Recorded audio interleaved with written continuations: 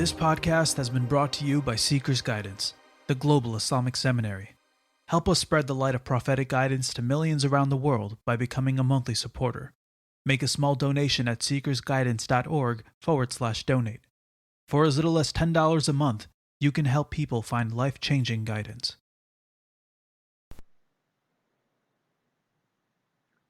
بسم الله الرحمن الرحيم الحمد لله رب العالمين اللهم صل وسلم على سيدنا محمد وآله وصحبه أجمعين. Assalamu alaikum wa rahmatullahi wa barakatuh. This is Believing Future. Important insights from Habib Umar bin Hafid in how to raise the next generation of believers. In the past few episodes we've been looking at some of the rulings and etiquettes relating to a newly born child.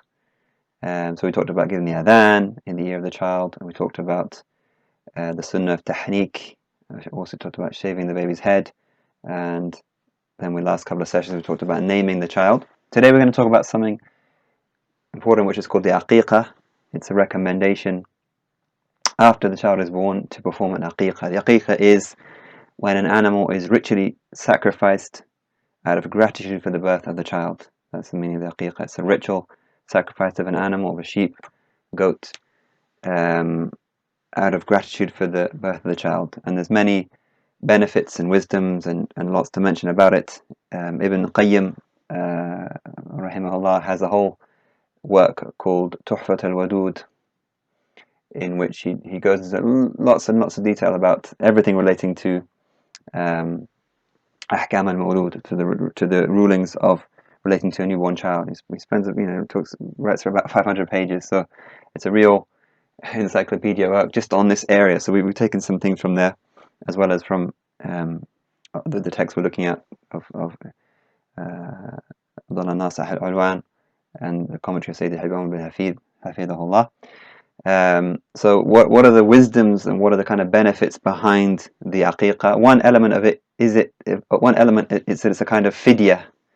You might have heard the fidya when we're talking about fasting, talking about hajj and so on. Fidya is a kind of expiation, or a kind of ransom or a sacrifice that you make, that when Sayyidina Ibrahim was ordered to slaughter his son Ismail, he of course obeyed that, but then at the end, of course, Ismail was replaced with a ram.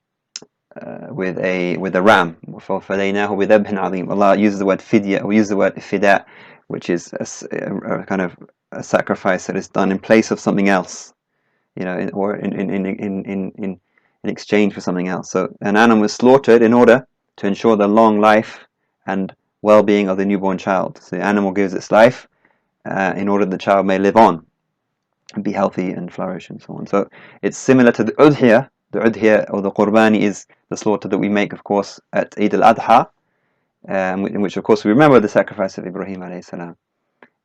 So there's a similarity between the udhiyah or the qurban and the aqiqa, the sacrifice that is made. In Jahiliyyah, the Arabs had a concept of aqiqa.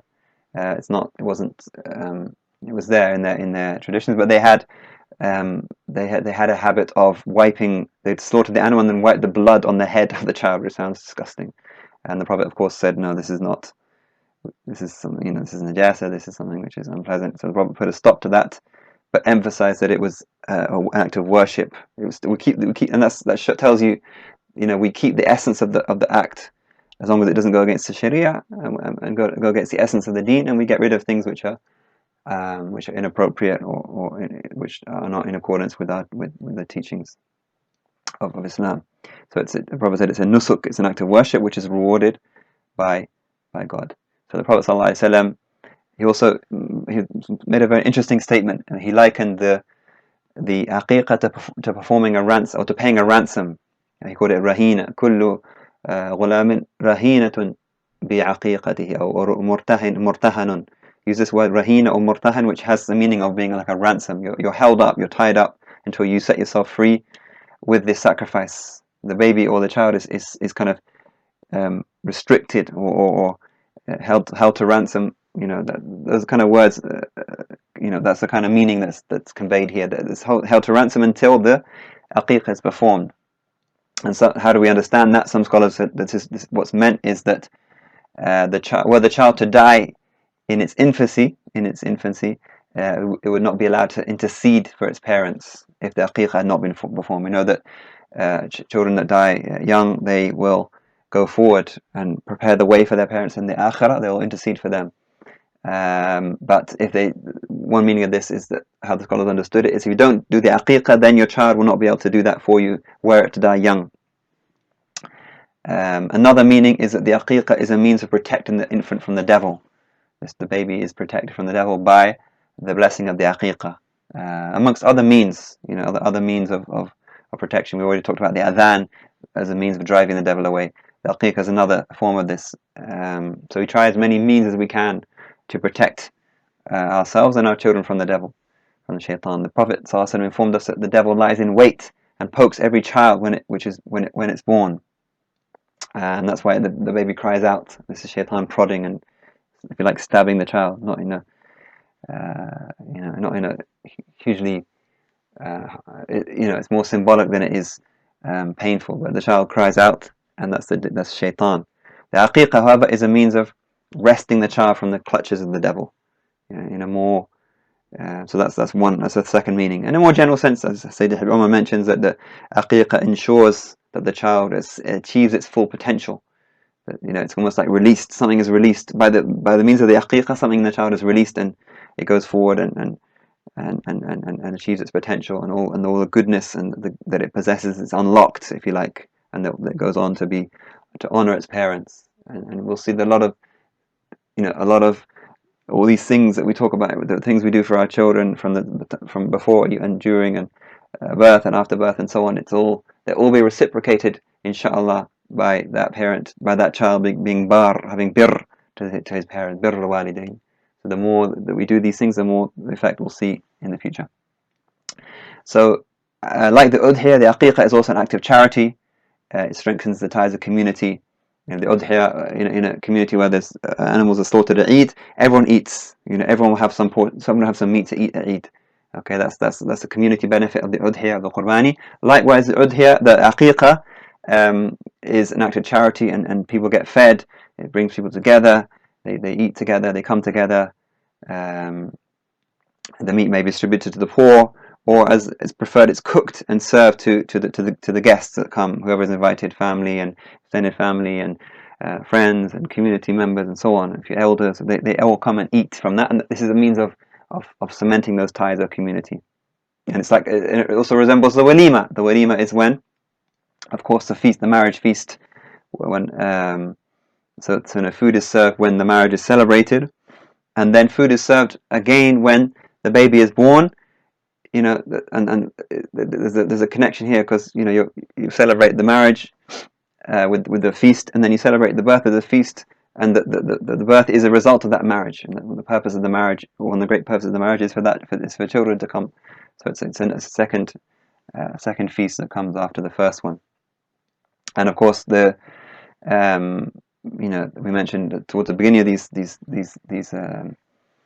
these recordings that one of the intentions in getting married is to please the Prophet ﷺ by increasing the members of his ummah. So that is a celebration in itself, that a new member of the ummah of Sayyidina Muhammad has been born, to increase the number and to be a source of joy for the Prophet ﷺ on the Day of Judgment.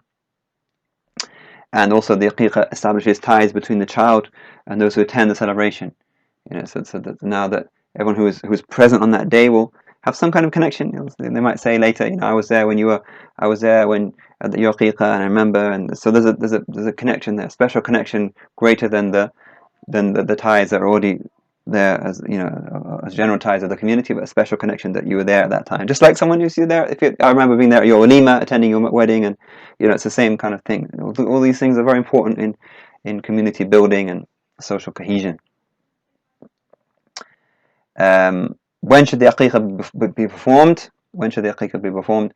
The hadith mentioned that the aqiqah should be performed on the 7th day after the birth.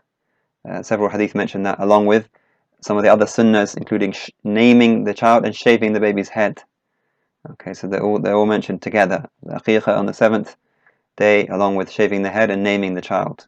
That's the ideal time, and it's mentioned in the hadith that it said, but it can be performed any time before or after that. But it's recommended that it be in multiples of 7.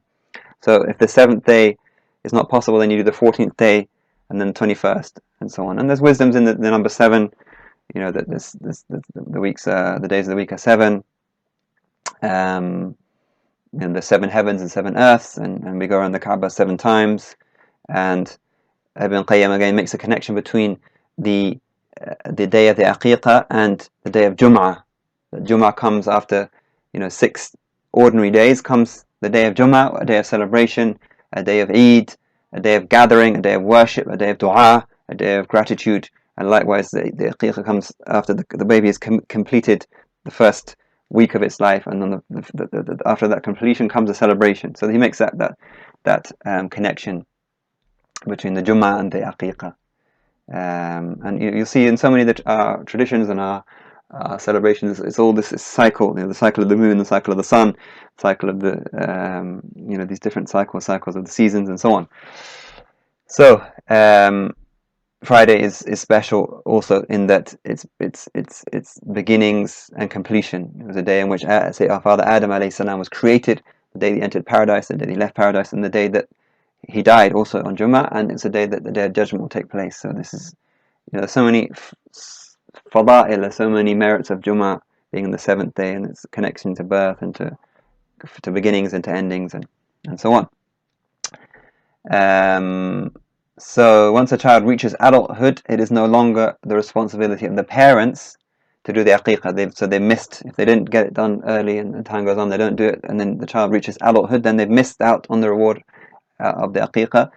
But it's still good to do the aqiqah even as an adult for yourself, on your own, for yourself. There's still blessings in that, and inshallah the spiritual effects will be felt, and that the social and the charity, that will also have its effect as well.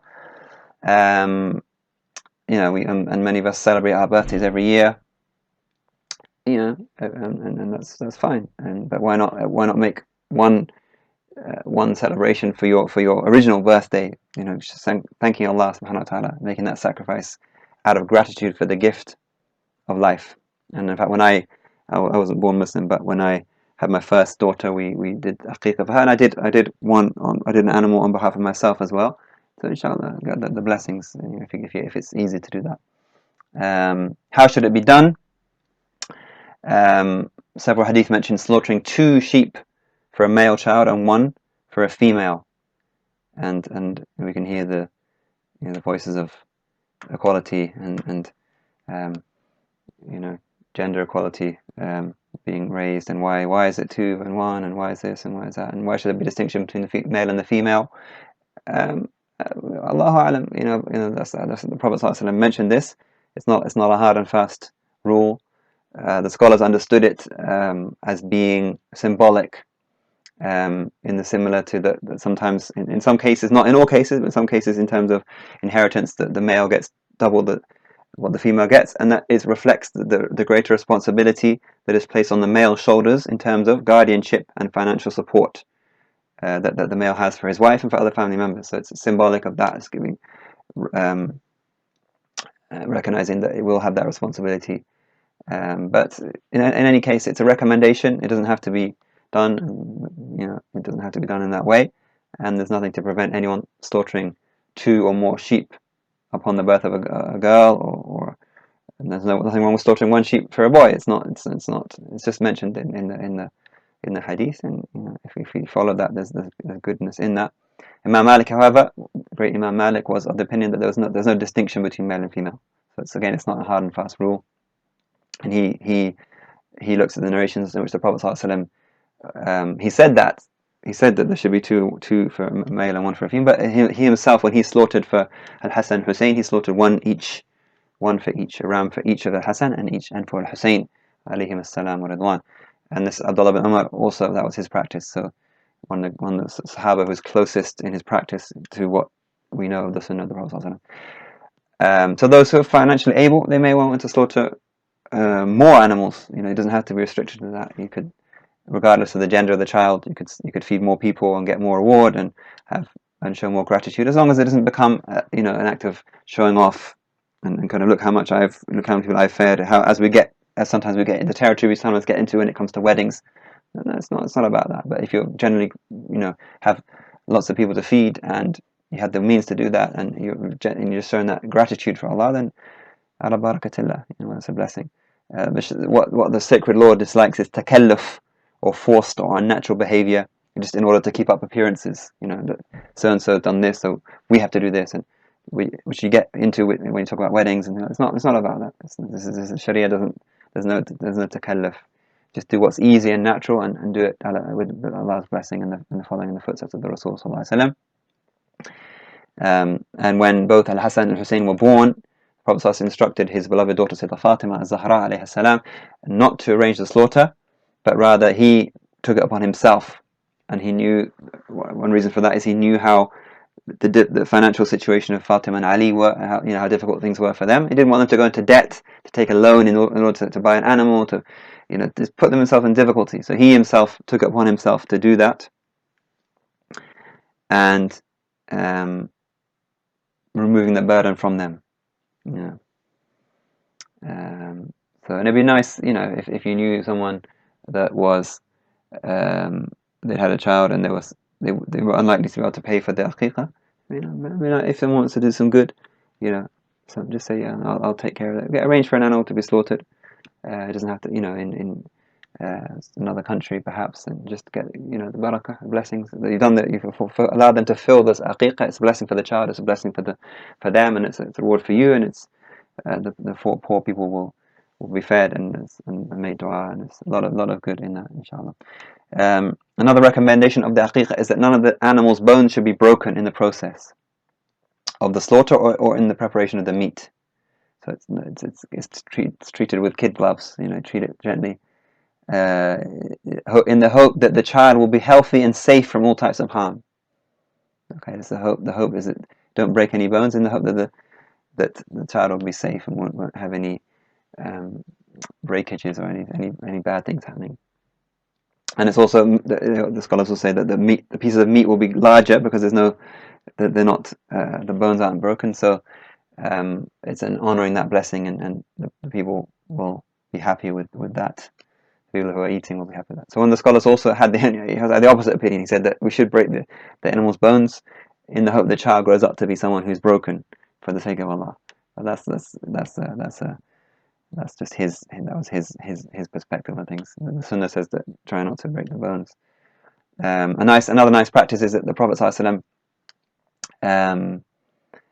said to gift part of the animal to the midwife who actually helped deliver the baby, ideally a leg, to show appreciation for her role in the life of the child. So I don't know how it would work, but if you knew, we could do it. If you knew the nurse or the person who was involved, or the midwife who'd help you through the process, just showing some appreciation. Again, it's this gratitude, and send them some food. They might not appreciate a raw leg of meat especially if they're vegetarian or something, but send them something, or send them a gift, or send them something. Just it's all it's all appreciation at the end of the day, and gratitude. Another important practice is that the child's name should be mentioned at the time of the slaughter. Sayyidah Aisha narrates that the Prophet said, make the slaughter in his name, and say, in the name of Allah, Bismillah, this is for you and it returns to you. This is for this is in the name of Allah, this is for you, laka wa ilayk, and this is hadi aqiqat fulan, this is the aqiqah of so and so.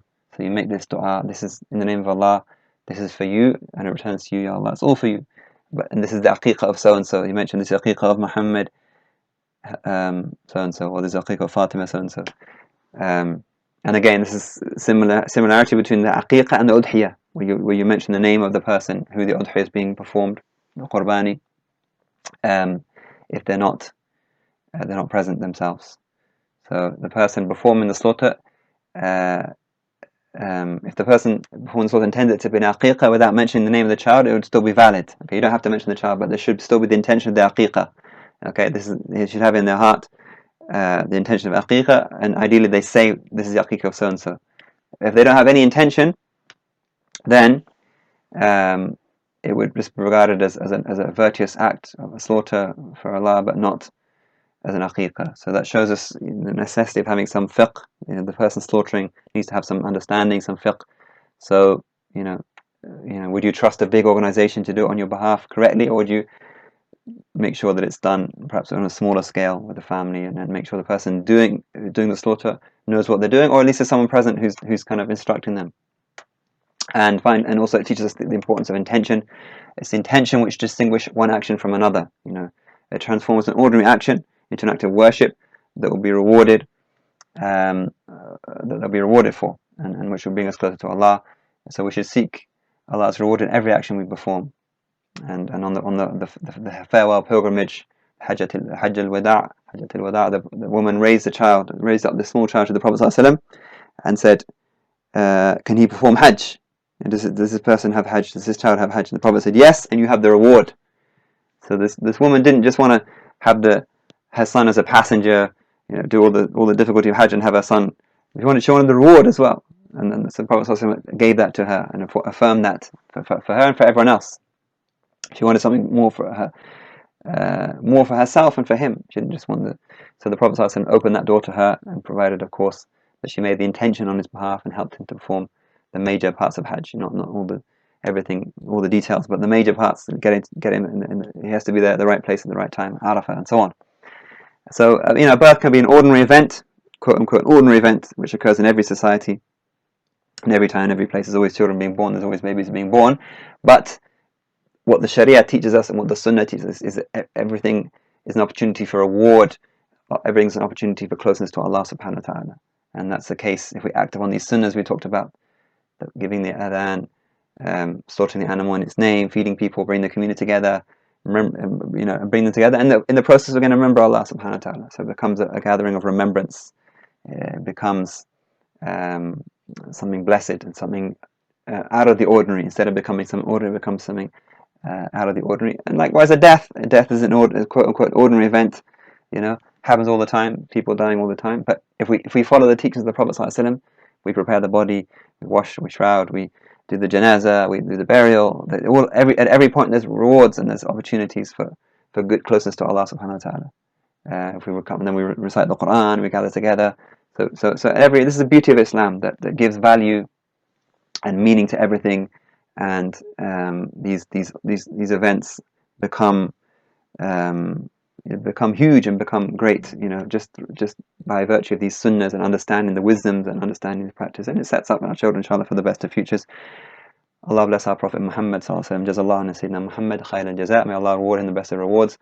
And we will continue this discussion on in the next episode, inshallah. Assalamu alaikum wa rahmatullahi wa barakatuh.